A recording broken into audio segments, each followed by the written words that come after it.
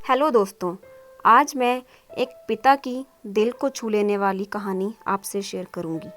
ये कहानी उन पिताओं को समर्पित है जो अपने परिवार के लिए जी जान से काम करते हैं, स्वयं की इच्छाओं को मारकर अपने बच्चों के सपनों को पूरा करते हैं। तो ये कहानी शुरू होती है जब मैं घर से गुस्से में बड़बड़ाते हुए निकल आया था और बस स्टैंड की तरफ आगे बढ़ने लगा। मैं मन ही मन बड़बड़ा रहा था। पता नहीं कितने पैसे छुपा रखे हैं, लेकिन मेरे लिए एक बाइक नहीं ले सकते। अब मैं यहाँ से चला जाऊँगा, तब तक वापस नहीं आऊँगा जब तक खुद के पैसे से बाइक नहीं खरीद लेता। इतनी सोच रहा था कि तभी मेरे पाँव में मुझे कुछ चुभने का एहसास हुआ कि मैं जल्दबाजी में पापा के जूते पहन आया हूँ।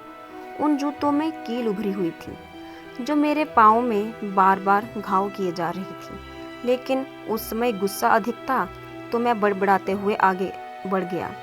एकाएक मुझे याद आया कि पापा का बटुआ भी साथ ले आया हूँ। मेरे खुराफाती दिमाग में एक ख्याल आया, क्यों ना आज पापा का पर्स चेक किया जाए, जिसे आज तक उन्होंने किसी को हाथ तक नहीं लगाने दिया था। पता नहीं कौन सा खजाना छुपा है इस पर्स में जो किसी को हाथ तक नहीं लगाने देते थे। जब मैंने पापा का पुराना पर्स खोलकर देखा तो उसमें पैसे नहीं मिले, लेकिन पैसों की जगह डायरी रखी हुई थी। तो मैंने सोचा कि ये है वो खजाना। मैं समझ रहा था कि यहाँ पापा ने लिखा होगा कि किससे कितने पैसे लेने हैं और किसको कितने पैसे दिए हैं, लेकिन मैं गलत था। जब मैंने छोटी सी डायरी का पहला पेज खोलकर देखा तो उधर जो लिखा था वो सीरियस कर देने वाला था।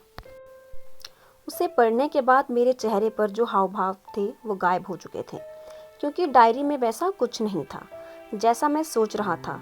वहाँ उन पैसों का हिसाब लिखा हुआ था जो अलग अलग कामों में अलग अलग लोगों से उधार लिए गए थे। उस लिस्ट में कंप्यूटर के नाम पर भी पैसे लिए गए थे।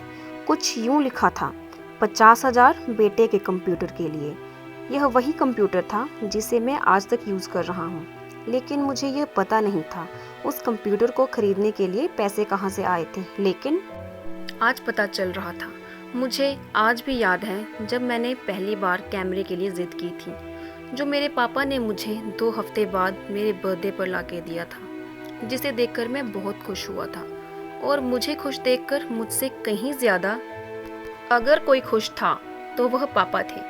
अब मेरे चेहरे से गुस्सा एकदम गायब हो चुका था। जब मैंने आगे का पन्ना पलटा तो वहाँ पर कुछ इच्छाएं लिखी हुई थी। पहली जो विश थी उसमें लिखा हुआ था अच्छे जूते पहनना। यह बात मेरी कुछ समझ नहीं आई। तभी मेरा पाँव अचानक सड़क पर भरे हुए पानी पर जा पड़ा और तभी मेरे पाँव में कुछ गीलापन होने का एहसास हुआ। जब मैंने जूता उतार कर देखा तो उसका तला टूटा हुआ था। ये देखकर मुझे डायरी में लिखी बात याद आ गई। तभी मुझे माँ पापा की कही बातें भी याद आ रही थी कि कैसे माँ जब कहा करती थी पापा से, अब तो जूते पुराने हो गए हैं, नए ले लीजिए, तो पापा अक्सर यह कहकर टाल दिया करते थे, जूते अभी और चलेंगे, अभी कुछ दिन पहले तो लिए थे। मुझे आज समझ आ रहा था कि कितने दिन और चलेंगे। साथ ही साथ यह भी समझ आ रहा था कि पापा पर्स को क्यों छुपा कर रखते थे। तभी उस डायरी को पढ़ते हुए बस स्टैंड पर पड़ी बेंच पर आकर बैठ गया। अब उस डायरी का आखिरी पन्ना बचा हुआ था। उस पन्ने को जब मैंने पलटकर देखा तो वहाँ कल की डेट लिखी हुई थी। तारीख के नीचे लिखा हुआ था 50,000 रुपये बाइक के लिए। बस इतना पढ़ा और दिमाग सन रह गया।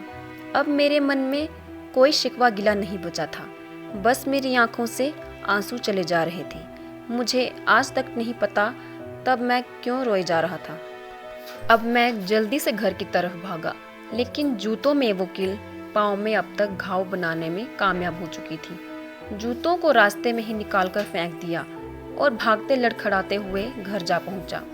लेकिन पापा घर पर नहीं थे। मैं समझ गया कि वो कहाँ गए हैं। मैं सीधे पास वाली एजेंसी की तरफ भागा।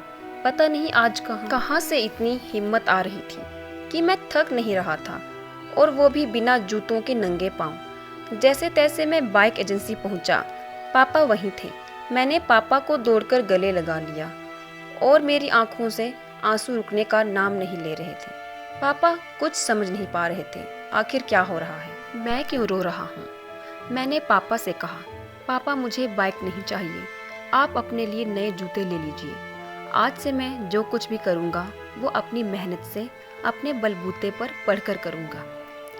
तो दोस्तों, इस तरह से इस कहानी का अंत होता है।